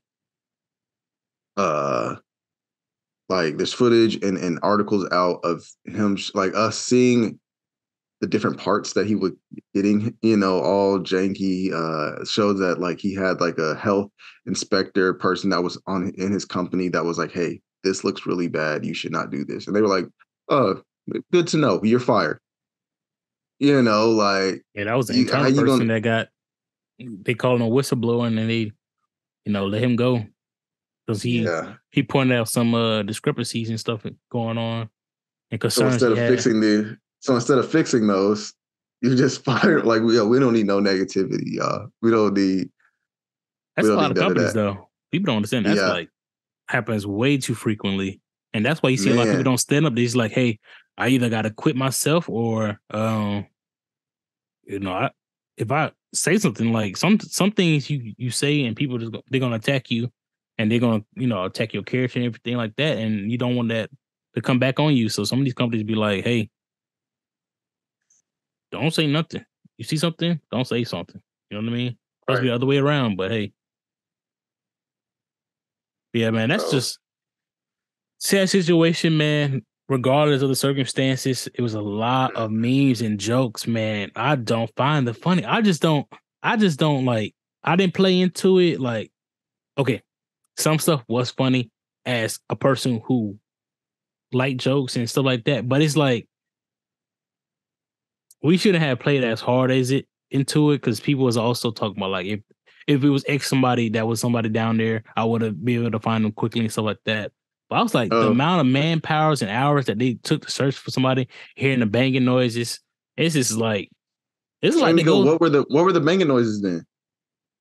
I don't know. To me, the issue is with stuff like that and reports like that is like, they don't know exactly what they hear as well. They make assumptions, and then it comes and be fact to everybody else, because they said they was hearing the banging noises in 30-minute intervals, so they thought it was human because, you know, nothing illogical would have done it that precisely, basically. So I feel like humans would have did it that precisely. You think they was like, oh, let's send a timer, and, you know, like, I don't know about that. I don't know. Like I think Wade would have been. I would have been panicking. They were like, "Oh, they've been banging on that." No, they probably did that initially. Straight. Initially, but then I don't like. Maybe somebody would have thought of that as well, especially if somebody was, you know, thoughtful about it. But At the same time, you also got to do it around the clock. Like you can't be like 30 minutes for the first 2 hours and the next 2 hours be like take a break off. You know what I mean? Like that's how I was like, I think about it. Plus you super cramped, you know. I don't know. It's a tough situation. Man. It's a rough way to go as well. That's why I was kind of like, just trying to be like, hey, that's super sad. And we're just going to have to, you know, unfortunately move on. Like the jokes and stuff is getting old now. I'm like, people just killing it on the jokes. And that's what people gonna overdo. We just so insensitive. I can see down the line, cause we make jokes about everything. I ain't gonna lie, but down the line. But now when we still searching for the body, like searching for people, I was like, come on. So it's just stuff like that. I'm like, and you got to see it every day and stuff like that. So and I think for me, and I'm not saying that it was like, this sounds really messed up. This is one of those things where I'm like, I should say this for Patreon. But it's like, okay, we're always like, especially us who like, you know, if you're a little bit more left-leaning or you're like super rich or shouldn't be billionaires because of, you know, you do too much and we could just use some of that money to help out the people and blah, blah, blah. So like you see people who spent like, so they're like, yo, don't laugh because that could be y'all. And I'm just like, no. No, I definitely ain't saying it like that. Definitely not. There can be someone in your family. You mean to tell me that I have someone in my family that has enough money that has $250,000 to throw away? Who? Yeah, I would never say that. Also, I'm not going. I mean, that one I said, but they also said Chris Brown supposed to be. I don't know if that's a lie or not. Did you see that? He was like, he's supposed to be on that. I was like, are you trying to play into it? Because now I don't know what everybody seemed to be playing into it. So they said Explorer Chris Brown. Also, Chris Brown's a common name. You know, that could have been somebody else. And he was just I thought he responded. Oh, he responded and said, I'm not messing with it or something like that. Yeah. Something like, but is he playing on a name or he actually, but I think he's playing on a name. Either way, nah. You know what I'm saying? Man. And then it's like, we always say eat the rich until a whale does it. You know what I'm saying? Like, now it's, what are we doing? Come on, guys. Don't make, bro. And on top of that, literally, we just saw 700 immigrants sink, you know, in the same waters. Like, well, maybe not the same waters, but basically, like, you know, in the ocean. Like the same week. Like, and so it's just like. They got no publicity on that either. Right. Before billionaires. I mean, I felt really bad, especially for that boy, because they said that his aunt and his mom was like, he was like, Dad, I don't want to do this. This is so scary, blah, blah, blah. I just cannot get on this. And he was like, come on, son, you know, for Father's Day, because it happened on Father's Day. And so he was just like, I'm going to do it. You know, I'm just going with my dad. I'm just ride with him. And, you know, we literally just talked about our dads, how like a lot of times, because we love them and we rock with them, all right, Dad, I got you. I'll roll with you, you know. Yeah, that's a super tough one, man. But yeah, man. We had to touch on it because everybody else touched on it, but that's kind of I was kind of loosely paying attention to it. Besides seeing the memes and just keep up with stories, because you know, once you heard the reports about the banging noises, everybody kind of got just a little bit optimistic. I think it right. But like I said, it still was far fetched. The ocean, people don't understand how big the ocean is until issues like this happen. I'd be like, I know how big it is by standing on the shore. Once I stand on the shore, I say, I understand. And I'm on when I was out to sea. I understand. When I was out to sea, and we'd be out like we've been already selling for a couple of days. There'd be some times where I would just be out there because we had to like watch the waters. That was my job, you know. There'd be some times where I would just look around and be like, it is all water. I'm talking about from the ship to the horizon. It's just all water for as far as you can see. There's nothing, you know. And then there'd be times where I would see at nighttime, giant things under. Oh yeah, that too. Nighttime, bro. Promise, you ain't never seen dark until you've seen out in the middle of the ocean, dark. You look up and you see so many stars. I've never seen so many more stars. I used to see shooting stars like 10 times a night. Normally you only see them every blue. No, I saw them every day because it's that dark out there. So it's like that kid, and I definitely don't want to get on this guy. I didn't really talk about it too much, or I didn't really see too much about it. That kid that jumped off of off the cruise ship at Fort Dare. He's like 18. Shark infested. First off, don't say shark infested like they not supposed to be there. That's their house. Like, we don't call these people infested houses. But jumping off of that in the dark, bro, you gone. You know what I'm saying? Like, it's so big. And that's just the top. We're not even talking about diving deep in there, man. They went down 22,000 feet.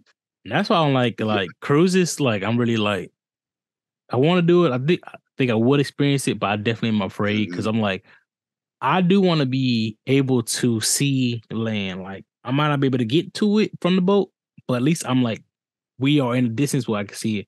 Once you're in a cruise, I'm like, man, we are out here. So it's like, nah, stay on this side of the ship, man. Enjoy that till we get to, you know what I'm saying? You can take your look, you have that humbling, wow, man, the world is bigger than I thought. And then go back inside, man, go get you some shrimp cocktail or something. But right. Man, some of this stuff, like, we don't gotta, I don't know, like, go explore the world, but there's some parts where it's just like, sometimes the risk isn't worth the reward. And it's hard to feel bad. See, that was another thing. I wanted to feel bad. I did. But in my mind, I'll put it like this. Let's say there was 5 billionaires that were like, hey, there's this active volcano. We want to go inside of there and check out the inside of a volcano. People don't do that. That's crazy. We can see, how Mount Vesuvius would have looked. All right. And then we get the thing, hey, they were burnt up by lava and magma. Yeah. Are you surprised? You know what I'm saying? That's what I'm saying. I don't like. None of this sound like you're not gonna be able to. You're not gonna be like traumatic where you ain't gonna be able to, live on because of this. But it's like, I stopped at it. It's sad, but I'm moving on type of deal. It's the same with it's like when people like explore caves and stuff like that, and they get in those tight spaces and they can't get back out. So like that, I'm like, because. You saw that hole was 18 inches and you was like, I'm going in there. When you put yourself in those situations, that's tough. Now, if you had like a malfunction on a boat and next thing you know, y'all out there stranded, that's a little different circumstances. Right. But when you was like, I'm going to purposely put myself in dangerous situations, that's when it's kind of like, Dude, you let me take a quick tour of that submersible and I'm not going. None of that even looked, even if it's top notch, I'm not going down that low. Like I barely even want to go 1,000. I don't even want to go 20 feet. 30. Exactly. 20, 30, bro. Like, you probably one of them big old giant. I don't know, man. That's the only thing. When I was in Navy, I wanted to become a Navy diver, man. So I was trying to train myself to go, pretty low, and I would swim. So even now, like, I can dive underwater. I can stay underwater for probably like 2-3 minutes. But, man, I'm not trying to go down that low. Like, what do I need to see? And the animals, man, the fish in there are not the. Come on, y'all. Yeah, exactly. Man. But anyway, you know how much stuff that's under that we don't even know. we haven't even seen. But yeah. All right. You get ate by a shark with arms because we ain't seen that one yet. And the camera didn't pick that on up. It couldn't go that far, but All right, let me see. Let's do this little shout outs, man. Wrapping it up for the episode, man. I think it was a good one though. Yeah. Let me see. So y'all know we got the off season coming next. So be ready. Lots of topics. I think next episode we for sure gonna do a few different movies. A few different movie reviews. Yes. Of Flash, more than likely. For sure, Spider-Man. And then finally we'll get to a full spoiler review of White Man Can't Jump. Yes, sir. So at least those, man. And then try to tell you that if you can watch this new season of Black Mirror. Okay. I have not watched any Black Mirror, so I might Y'all, okay. All right. We'll work on that. Come Okay. myself. Shout outs. I heard it was good though. So, but you know, It's like I so said, crazy. it's not about basketball. So I got more time. How about I ain't gonna say I have a lot of time, but I have more time. Mind blown almost every episode. Almost. I'm gonna say almost. Do I need to start the first season, or I can just start with the last season? It's an anthology. Okay, I can start with. So like you can literally just do like this, but a lot of times some of the stuff like they'll be like, oh, I remember a piece of that or that symbol. It might play on another episode. Okay, yeah, there might be like a little symbol from that to that or whatever. So yeah, it's kind of like a colleague watching or used to watch Law and Order SVU a lot, but like you can watch them independently, but later in the seasons they be like, oh, well, this kid grew up. Now he's doing another case. I'll be like, well, you got to know he grew up. You know what I mean? Type of deal. Yeah. It's little things like that. But so I don't know. It's pretty crazy. But yeah, I guess you go first with the shout out. Oh, okay. Unless you want me to. No, I got it. It's an artist named Jordan Solomon. He also goes by King Solomon 217 on IG. I met him at Columbia when I went to that Comic-Con or Anime Con, I forgot what it's called, but I got a couple posters of his. He had a Miles Morales one, and then I also had him do Static Shock that he did. I had him send me that one. So he does a whole bunch of prints, a whole bunch of artworks, a whole bunch of canvas paintings and stuff like that. Huge into the anime world. He goes to a lot of anime cons and conventions. Some of the voice actors of some of the animes that he also gets some of his work signed by them. So he's pretty active. I think he's kind of in like the Atlanta, Georgia area, South Carolina. So just want to give him a shout out. I told him I want to get a custom painting. I'm trying to get like a Black Flash. He also do a lot of like crossover with races as well. So which I tend to like more. So yeah, just give him a shout out. I definitely would like to have him on. There's a lot of people that we have shout out in the past that have been asked to come on, and they've been like, hey, let me know when I'll get slotted to come on. So, you know, some of those shout outs that we have said in the past, we'll be definitely trying to get them on as well. Like I said, it might be something quick just to get them on, get them some get some FaceTime. But yeah, for sure, man. He been an artist of mine. Got a couple of his posters, man, just shouting out Jordan Solomon. Okay. I'm gonna definitely have to check them out because y'all know, I love art as well, especially comic art. Facts. But yeah, so it is summertime. It's occasions time. It's time for like your parties, your weddings, your whatever. You know what I'm saying? So I got 2 shout outs for people in the Wichita area or even shoot around Kansas. For DJs. Three Fingers, aka Kyle. Yeah, man. So if you're looking for a DJ, shoot, I guess I can roll him into a video editor. But I was originally just thinking of just for DJing parties and occasions that are coming up, during this time of year. Shoot, I guess all year round, anytime to throw a party. So yeah, got him. Even does video, as y'all can see with MatchMyEnergy. I'm just giving him a whole nother shout out for DJing. So if you want to DJ, 3 Fingers, hit him up. He's ready and available. Well, actually, I've been listening to his podcast, All Points, and your boy been getting booked. You know what I'm saying? So big shout out to him. So make sure y'all keep that going. And yeah, sure. I guess since I just said it, make sure y'all tune into the All Points podcast. Hilarious. Yes. Them boys are wild. So they are funny, man. Be ready. Some of the topics, man. Oh my goodness. Okay, yeah, y'all check out. Yeah, I'm ready for a crossover. I'm ready for a crossover episode. We definitely got to do something. Yes, for sure. It's gonna be. I don't know. We ready? Y'all. I got to prepare my mind mentally for those. For sure. So that, and also shoot photography, man. I can't remember if I've shouted them out before, but if I haven't, I'm slipping. Rail Tibbs, Darrell Tibbs, aka What Up Rail, photography. It's He's a beast, man. The way he captures it, the way he looks at art, the way he looks at just seeing things in a different way. So definitely hit him up for photography. It's my boy Darrell. Man, yeah, if you just go on Instagram, type in what up Rel, you know, what the regular way, up the regular way, and then Rel, Rell. Man, it's just the way he sees it, the way he captures you or whatever the subject is just amazing to me. So yeah, definitely hit him up for photography. He will travel. So yeah, for your event, for your wedding. He did my wedding.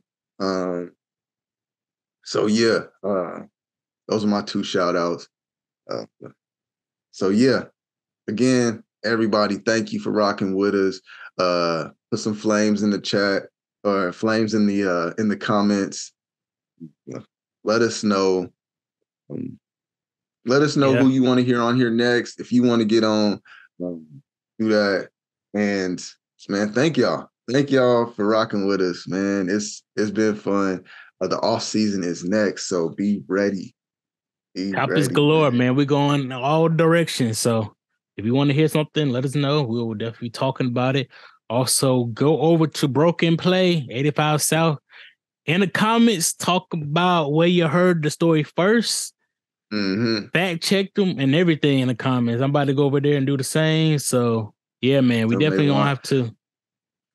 We definitely gonna have to respond with that one. You know, if we want to have Marcell and Broken Play, y'all want to come over, we ain't going over. Well, y'all coming over. So yeah, because obviously y'all can cut explain some things. Yeah, man. Somebody got to explain something. That's crazy, man. We just some young dudes trying to, you know, just talking and chatting, and I honestly did not expect that to blow up the way it did. So all the weird stuff that happened, it's whatever. But like stealing someone's actual childhood is crazy. Like a story from my childhood. Exactly. Like this is my real life. Like, so it's not even like it's a knock joke I made up or something. Like it's literally my life. So you know what? Yeah, y'all flood Broken Play. And yeah, we gonna side by side that. That's crazy. Yes. But you know, it's whatever. I got other stories for you to try to steal. How about that?